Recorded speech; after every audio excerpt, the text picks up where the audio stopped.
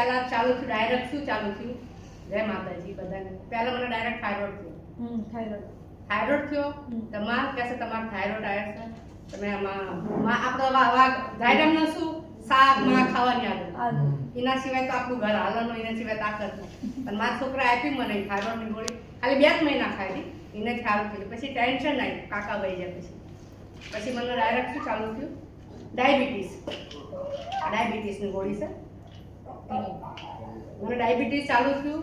પછી મારા અરુણ આવ્યો કે માં ડાયાબિટીસ મને ખબર નથી કે મને ડાયાબિટીસ થાય. મેં મને સીધી કઈ બીમારી થાય જ નહીં, પણ આ ગોળીથી મારું લેવલ એકદમ સારું થઈ ગયું આ ડાયાબિટીસથી. પછી થયું આ ગોળી,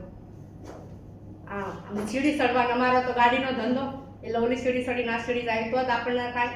પણ આ ગોળી ખાઉં છું ને તો આપણે હાલવી છે ને, બોલવી છે ને, તો આપણને હાથ સરસ છે. પણ આ હું ગોળી ખાઉં છું ને, આટલી ઉંમર મારી 60માં 1-2 વર્ષ ઓછા છે, વધારે નથી. એ આ ગોળી ખાઉં ને, હું આ 2 ટાઈમ ખાઉં ને તો મારો હા મટી જાય, એટલી ગોળીમાં તાકાત છે.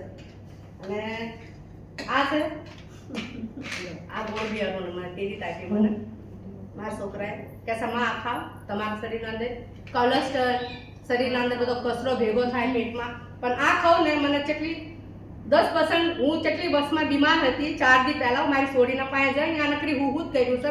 આ ગોળી ખાધી પછી અત્યારે મને એટલી તાકાત આવી ને, 2 જ ગોળી ખાધી આ ગોળી મારા છોકરાએ. અને એના હારા કરતા મારા અરુણને હું મારા માટે કંઈ નથી કરતી. મારું નામ છે ટ્રેનમાં. આ બધી મારા નાય હું 10 વર્ષની હતી હું ટ્રેનમાં ધંધો કર્યો છે. પછી 87માં મારા લગ્ન થયા. મારા ધણીએ મને કેટલો સાથ આપ્યો છે, એમના જેટલો સાથ મારા છોકરાને આગળ વધારવાવાળો એમનો હાથ. મને તો કંઈ આવડતું નહોતું, ખાલી ધંધો જ કરતા શીખી હતી. પણ મારા ધણીએ મને બહુ સપોર્ટ કર્યો છે. અહીંયાથી હું અહીંયા બધી છે. અને મારી નાઈટને મેં ચેતી આમ નથી કીધું આમ બટા મારો કપડાનો વેચતા ને બીજું વેચો, તમે કઈ બી વેચો. પણ મેં મારી નાઈટને બધાને ટ્રેનમાં ધંધો આપી દીધો.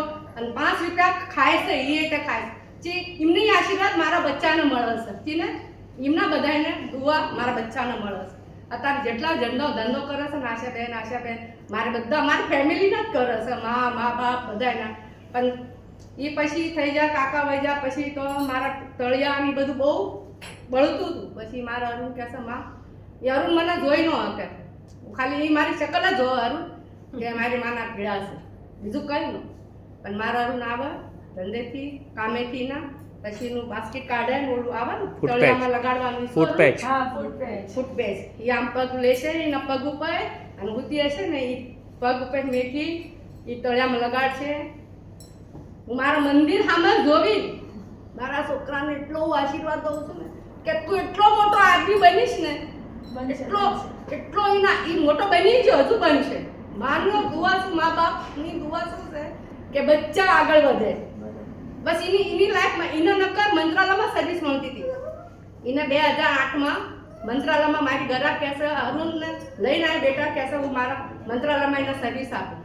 પણ મારા બચ્ચા એના ઓફિસવાળા બધા છોકરા કોલેજવાળા કહેશે કે મારા પાસે લાવો અરુણને, અને હું સમજાવું છું કે મંત્રાલયની અંદર સર્વિસ કરાવો. પણ ના પાડી અરુણ કહેશે માર નથી કરું. તારા અરુણ શું કરતો હતો ઓલું LIC નું કરતો હતો. એ તો પછી જવા એને બહુ બધી કંપની મળી છે, બધું બહુ. એના બાપા પણ એના બાપાએ નો હાર્યા. અને હું જે એમના મારા બચ્ચાને જીને જે કરું છું ને એમના પગે ઉભા રહ્યા છે.